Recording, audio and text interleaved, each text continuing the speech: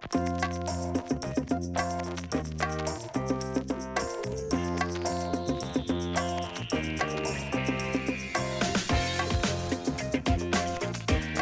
is the Pest and Lawn Ginja, and this is my lawn. Today we're going to talk about lawn preparation to receive fertilizers, macro and micronutrients, and I'm going to give you my weekly lawn update. Here we go. All right, so if you guys remember, right, last week we focused on a power rake, and we really went through and we took all the dead grass out, and now it's time to start rebuilding and refortifying the soil. If you look closely behind me, you'll see that there's a slight brown haze over the lawn. It's partially because we stressed the lawn out a little bit from the power rake, but more so because there really wasn't any water in the lawn. I focused heavily on the watering this week. I am watering daily. I'm kind of breaking my usual cardinal rule of only watering once or twice a week.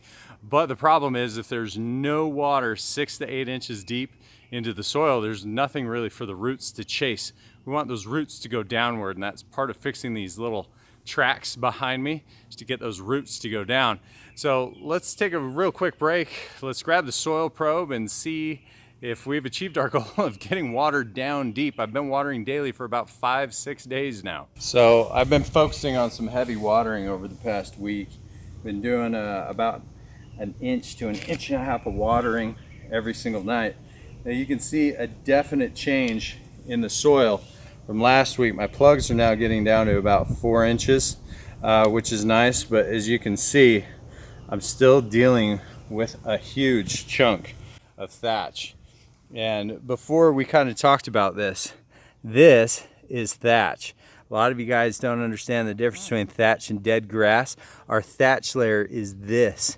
And usually what happens with a healthy thatch layer is you get buildup of dead grass that's about 1/8 to 1/16 of an inch that ends up biodegrading and composting back into the soil. But this is just roots toppling, and this is my major issue. So a lot of you guys might be wondering, why in the world would I take so many different plugs in different areas of my lawn? Well, it's pretty simple. I did it to make sure that the water was getting down evenly in every single different area. And you can see on average I'm getting a 5-inch plug, which tells me the water is probably somewhere between 6 and 6.5 inches. So I've still got another couple of days of daily watering to catch up.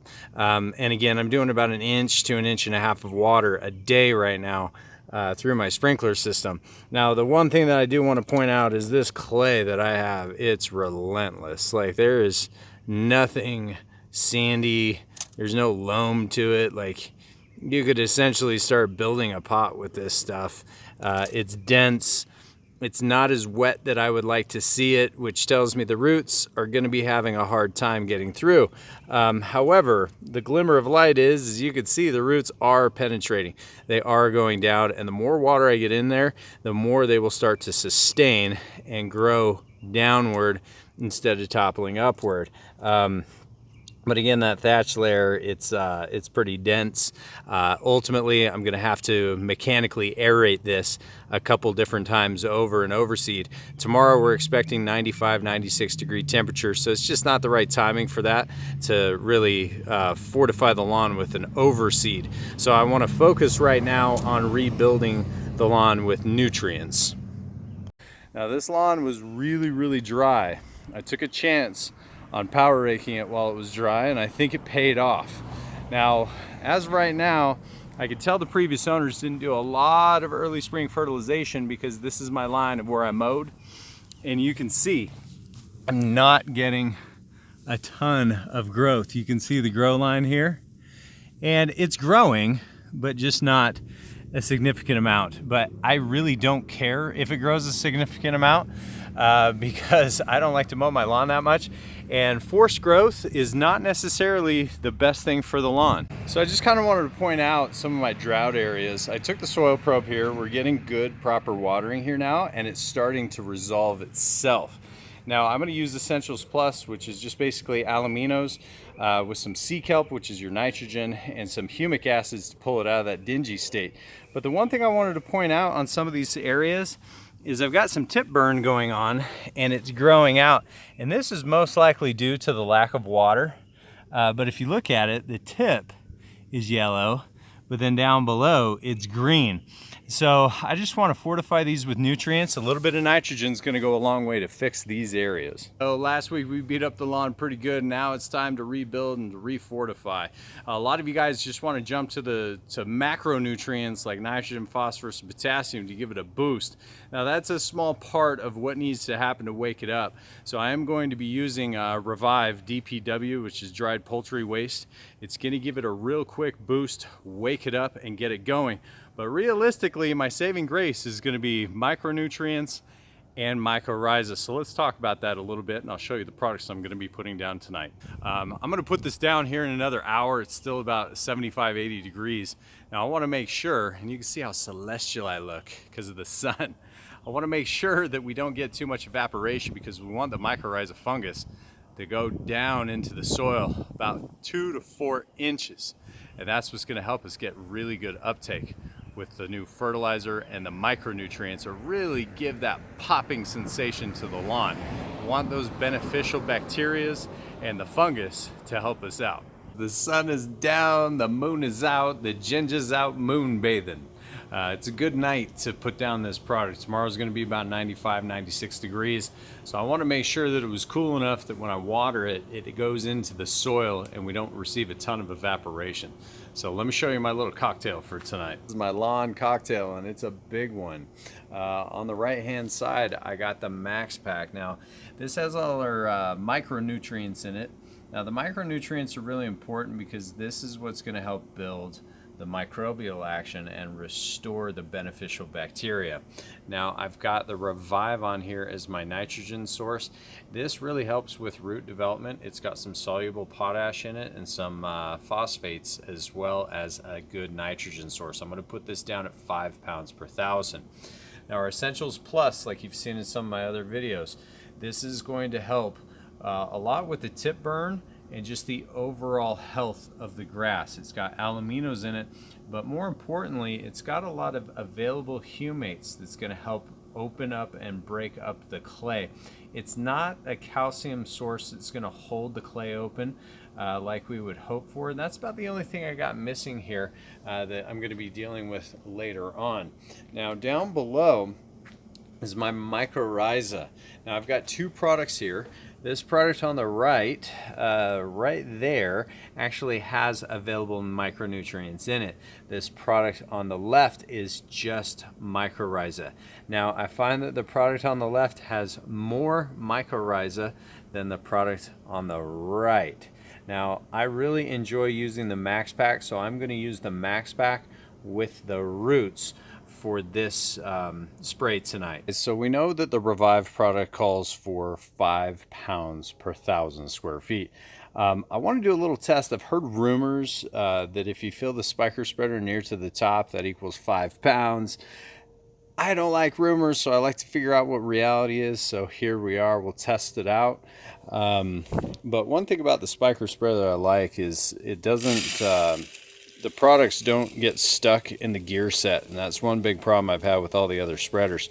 Spyker spreader is a little bit more expensive, but I find that for every 5 that I buy for the others, I buy 1 Spyker spreader. They last.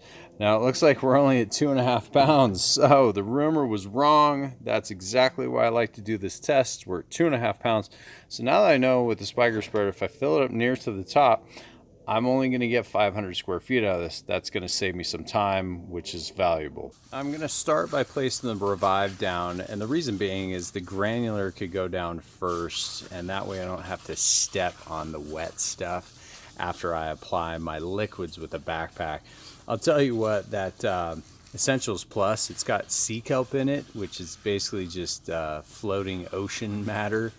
And it stinks like poop, so I don't want to get that on me. So we're going to start with this first. I got the smelly backpack on my back that's full of fungus and bacteria, and here we go. It's a couple of things to remember. Number 1, you want the droplet sizes to be big.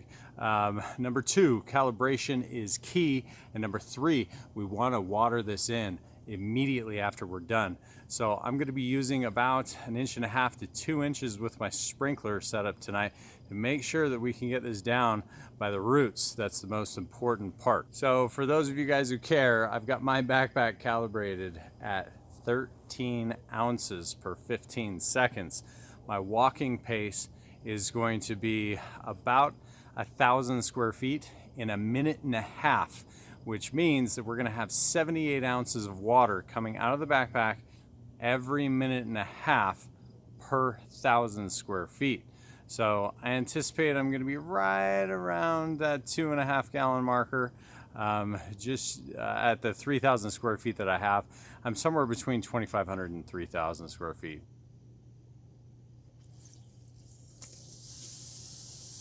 That wraps it up for tonight. We'll check in our progress tomorrow and see how the next couple of days go, but I'm pretty optimistic it's going to start looking great. So here's my lawn update. It's been a couple of days and it's actually looking pretty dang good for 2 days. Let's go through here and I'll show you what we're dealing with. These hot spots that I had over here are looking pretty decent. They're about half the size they were just a couple of days ago. Colors in here real deep. You can see that these areas that were drought stressed and had the tip burn on them, they're no longer having issues and they're growing out. And a lot of the dry area, like this one, it's growing out too, real fast. Overall, for 2 days, this is pretty good results. I attribute this to the kind of that cocktail that I put down, but also I've been really diligent about getting that water 6 to 8 inches down into the soil. So here's the 2-day update on my backyard. The backyard's got some really deep green color coming in here, especially on the area where we're getting a lot of shade coming from the tree. If you guys remember right, we had heavy watering issues right along the fence line, and those are starting to come back. This is only 2 days later. They're already about 50% better. Now I attribute that to the Essentials Plus 101, but also some heavy watering. All right, guys, thanks for joining me on This Is My Lawn. If you guys have a lawn that's stressed out, it's not growing, let's focus on those micronutrients and the Mycorrhizae. Till the next time, guys, don't forget to hit the subscribe button and don't forget to like the video if you actually liked it. Have a good day. Bye.